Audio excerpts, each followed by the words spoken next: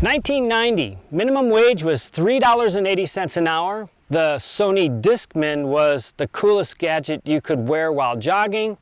Beepers were the way that you would communicate with your friends, unless of course you were high-tech. You could afford a massive cell phone called the Brick. 1990 was also the year that this 70 Series Toyota Land Cruiser was built. And what's particularly interesting is that this could be a 1985 model, which is when it was first introduced, or a 2020 model. It's been virtually unchanged and is still being produced in the worldwide markets to this day. And it's a real pity that they never made them for the US market.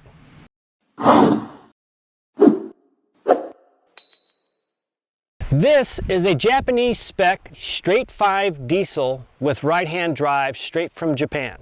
I'll be using this as an example of why I feel Toyota is the best car manufacturer in the world and has been for the last 35 years.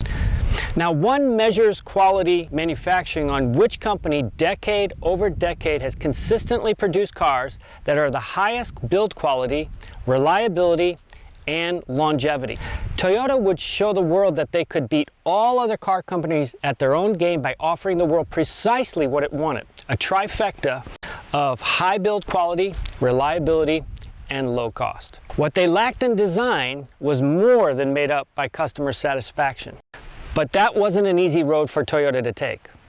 The history of Toyota began when Sakichi Toyota, that's spelled with a D, had invented the automatic loom, which revolutionized the making of fabric for the entire world. Now, after perfecting the automatic loom, he wanted his son Keiichiro to make a positive impact on the world just as he had. Keiichiro chose car manufacturing, which at the time didn't seem to be a good idea. Henry Ford was already producing cheap, reliable cars with the assembly line process, and Keiichiro recognized that there was no way to compete with Ford unless, of course, he came up with a completely different production process. What he noticed was that there was a fair amount of waste in the production line process that Ford was using, and he set out to create a leaner, more efficient way of producing cars on a very different assembly line. It was a monumental task, but in 1933, Toyota produced its first car, the Model AA. Apparently, naming cars back then, there wasn't too much creative influence on that process. But there was a fundamental difference between an approach that Toyota and Ford were using in quality control and had to do with built-in obsolescence. There's an anecdote out there about Henry Ford, and it is said that he commissioned a survey of their scrap yards in America to find out if there were parts of the Model T which never failed. And his inspectors came back with a report of almost every kind of breakdown. Axles, brakes, pistons, all were thought to be in serious decay. But they drew attention to one exception, and that was the kingpins of the scrapped cars invariably had years of life left in them. And with ruthless logic, Ford concluded that the kingpins on the Model T were too good for their job and ordered that in the future they should be made to an inferior specification. Toyota, on the other hand, continued their quest for higher quality, and they gave it a name, and it's called Kaisen, or continuous improvement. That's what it means in Japanese. Kaisen is a relentless approach to improving quality step by step. And it took almost 25 years of practicing Kaisen before Toyota would send their first car to the United States, and it was called the Toyopet. I guess they still weren't that good at naming their cars. It was a strange name, but it was also woefully underpowered, especially compared to anything that Ford and now GM were producing with their larger cars with more powerful engines. In 1968, Toyota introduced what would be considered the car that laid the groundwork for their success in the United States, and that car was the Toyota Corolla. Now, at this time, Toyota was still behind in quality compared with the big three, but they were intent on perfecting their manufacturing processes by improving build quality with Kaisen.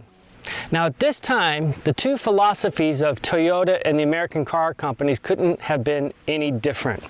Year by year, Toyota was focusing solely in improving quality with very small cars, whereas Ford and GM and Chrysler were focusing more on changing the designs every year to create what would be considered built-in design obsolescence. Now, GM and Ford were very successful at creating demand by changing the design of their cars every year, whereas Toyota was creating demand by steadily improving the quality of their vehicles.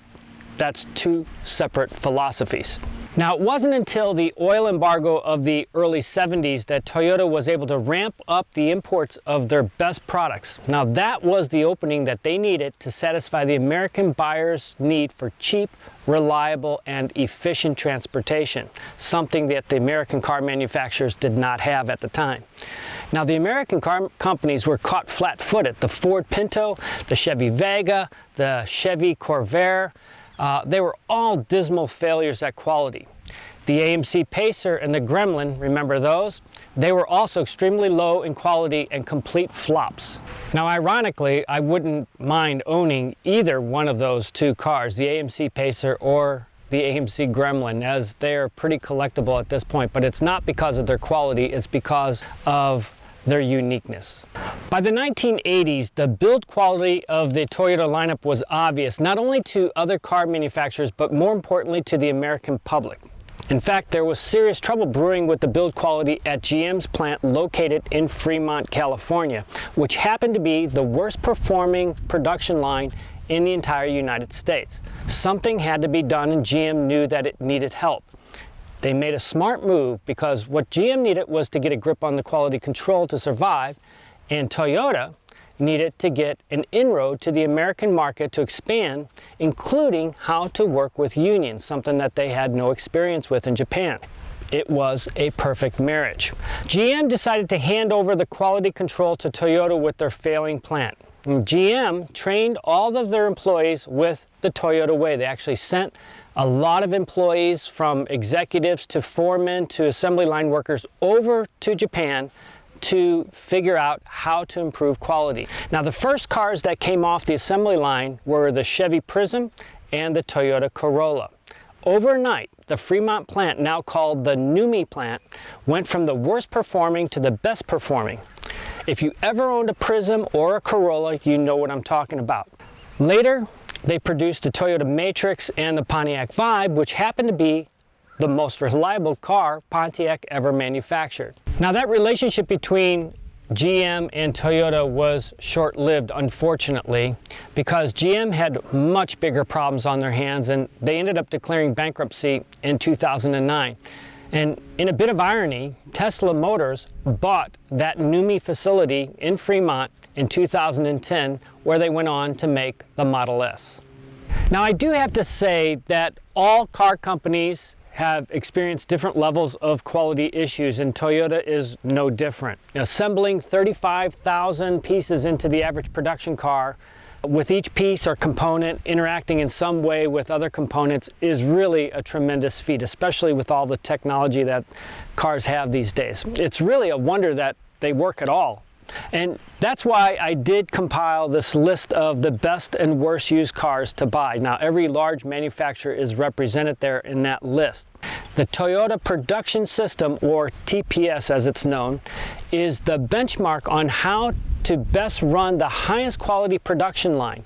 All successful companies utilize this form of quality control. Not only is Toyota the best car manufacturer at the time of this video, it has been for the past 35 years. Now, the Toyota Land Cruiser was making its way into the American market to compete with Jeep, the Chevy Blazer, the Ford Bronco, and what really separated the Land Cruiser from those cars was sheer build quality. The fit, the finish, the reliability, the engineering standards, the quality of parts on the Land Cruiser were simply much better than any other manufacturer at the time. It was totally over-engineered. What's important to consider when talking about quality is how often part failures occur and what systems does each manufacturer utilize to recognize the failure and address it at the source. If the failure finds its way into the final production, how does each manufacturer deal with it? I have a video titled The Bathtub Curve, and it goes a lot more into detail about the built-in obsolescence of parts and the life cycle of a car if you're interested in knowing more about that.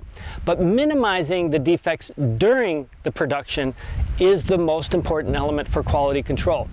Toyota manages this with a very unique production system which isolates each process along the assembly line. Whether you're talking about computers, appliances, or cars, the Toyota Production System is the benchmark for all other assembly lines. Now, to give you an example of one of these processes that they use, there's a cord that runs along the entire assembly line in any Toyota plant. It's called the Andon cord. Now, anyone from an assembly line worker all the way up to the executives can pull that cord, and what that cord does is it closes down that portion of the assembly line. Now, that's a celebrated event in Japan. Over in the United States, that would be considered a taboo because you're shutting down a part of the assembly line process, which would affect profits. But in Japan, this is considered a very high-level event, and it means that whoever pulled that cord knew that there was either a defect, and it's their responsibility to call it out, or they figured out an improvement to make, and it's their responsibility to alert management of that. So that is critical, and over the decades, these small changes made by people who are actually on the assembly line floor are able to improve the processes and ultimately the quality of the cars.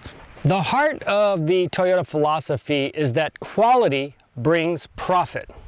Self-reflection, continuous improvement, and the highest levels of employee training have always been the core principles at Toyota.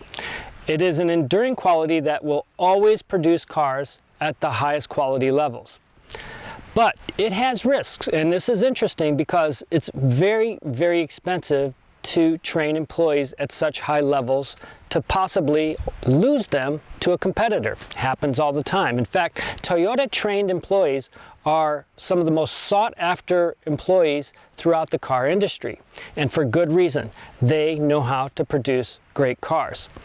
Now, I once heard a story of an automotive executive who questioned the Toyota philosophy with the high expense of training their employees at such advanced levels only to risk losing them. And he asked, what if you train all the people and they get up and leave? To which the senior Toyota executive replied, what if you don't train them and they decide to stay? I think that nicely sums up the Toyota philosophy, caring deeply about the manufacturing process and the employees while knowing that it fulfills the final objective. High quality manufacturing practices result in high quality cars. It's that simple.